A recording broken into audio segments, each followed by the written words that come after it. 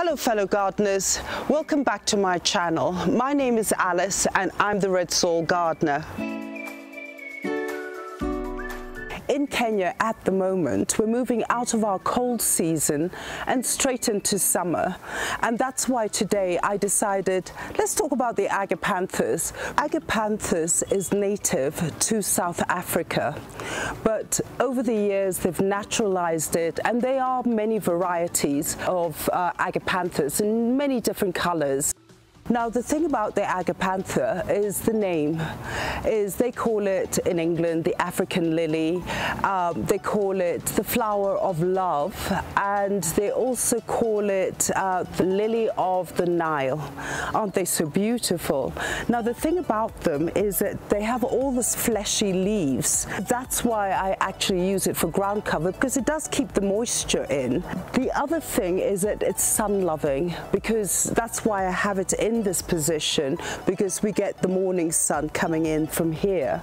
So now that summer is coming, I am so excited, because as soon as the warm weather starts, is all my Agapanthus, you could imagine all the cluster on this side of my garden, and also all around my garden I have Agapanthus everywhere. Now I would like to show you how to actually propagate these.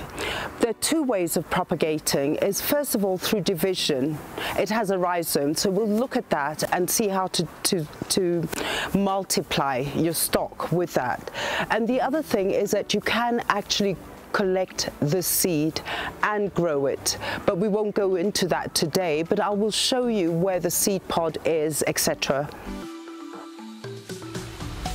As I mentioned earlier, our summer is coming, which is a great opportunity also for myself to look at my Agapanthus and see how they're doing, because every 4 years you should actually go into your flower bed and separate them. Otherwise you end up getting things like this where the leaves are too long, and that's also because this area here is it's got a bit too bushy, and a lot of my Agapanthus actually just didn't flower, and they just got elongated leaves. If you are growing Agapanthus in an area that is too shady for the Agapanthus, your flowers will not flower. So what you need to do is either prune your bushes back so they get flower, but also what is recommended is just cut them, get them out of the soil. You'll get a clump like this, but out of it you get so many other babies, and which you can actually separate and grow.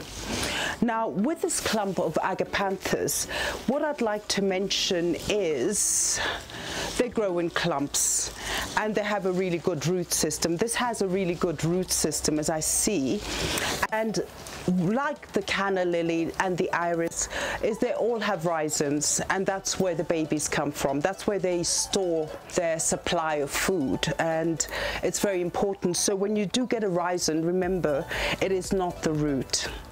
Now the next thing about the Agapanthus is you have to try to divide it, and so it's usually quite difficult, so I will actually use a knife to cut it up, and then we can look at it.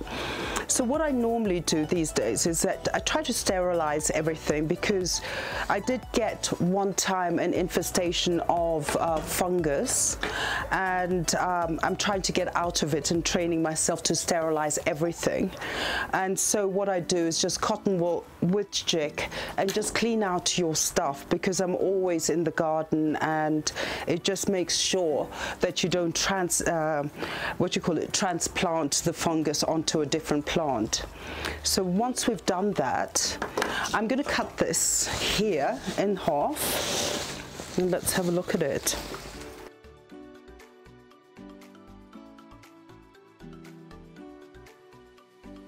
It's quite a difficult task.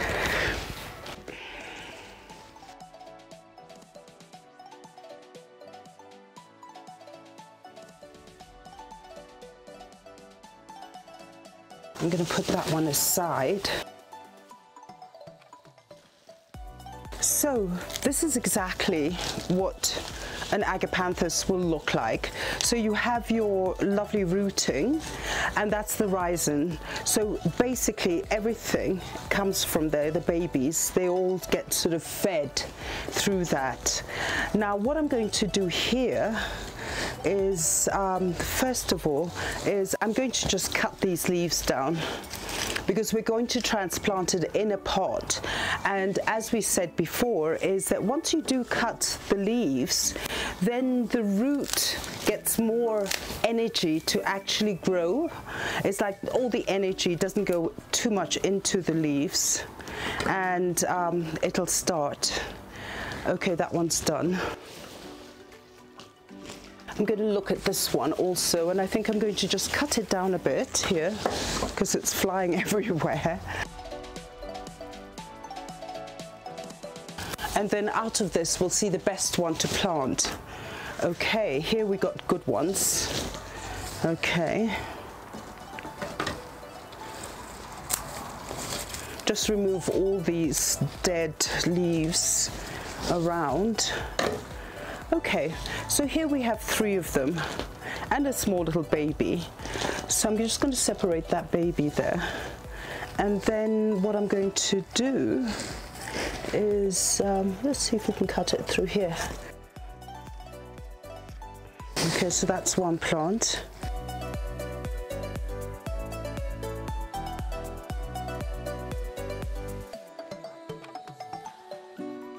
The second plant. So that's 1, 2. I'm going to wait with this one, and that's the rhizome. I don't need that.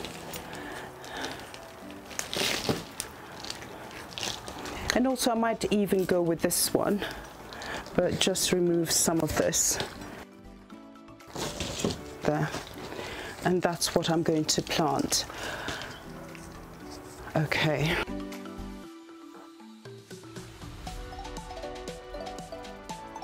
Just snip some of these things off.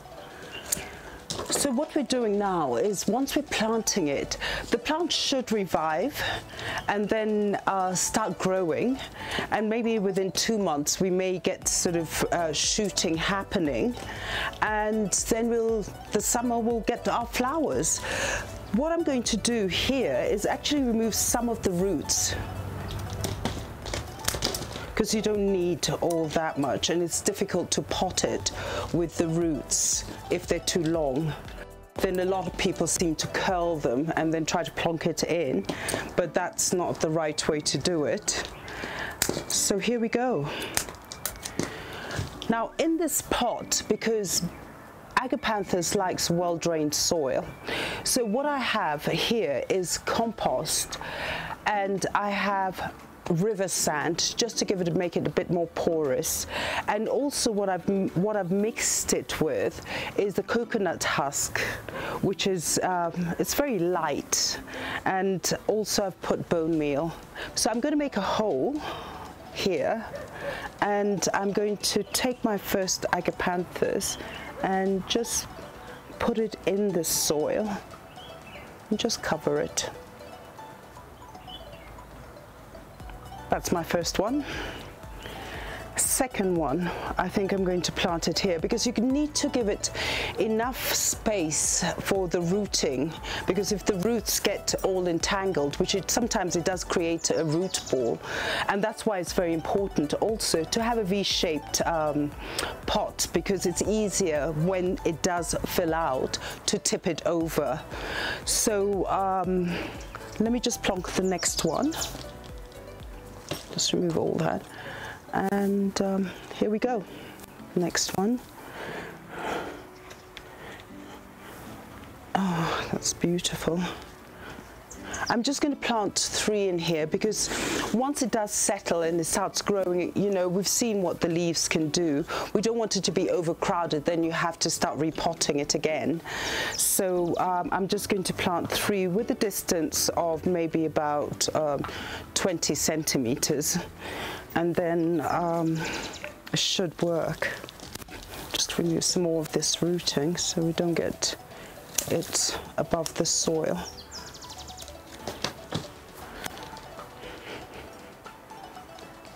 Oops. I'm going to squeeze it in. No, that must go deeper. I love getting my hands dirty. Here we go. Plonk it in. Just press it down so that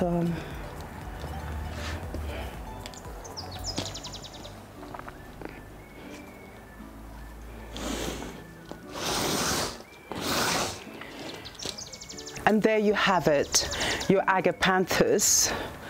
And in about 2 months' time, it should actually start bringing out the leaves, and hopefully through the summer you'll get some flowers. The soil should be moist when you're planting, because if it is dry, what happens is that as you water afterwards, it starts shifting. But in this way, you can actually press it down, make sure it's firm.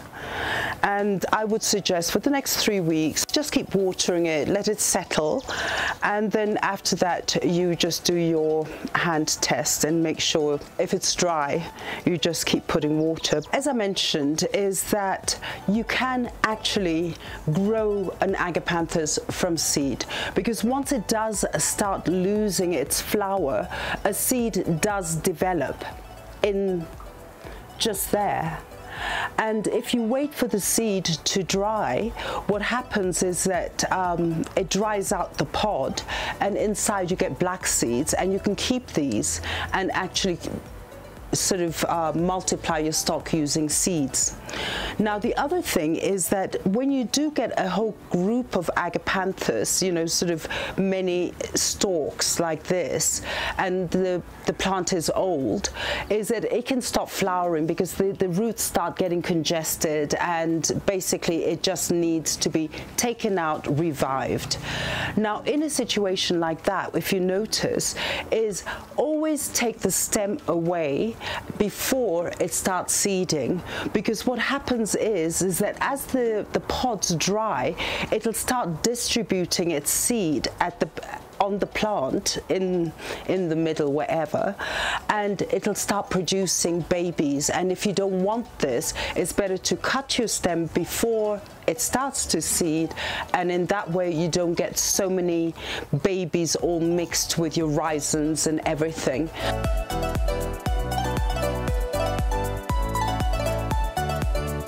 Thank you, fellow gardeners, for joining me on my channel. If you have any tips or comments, please share it below.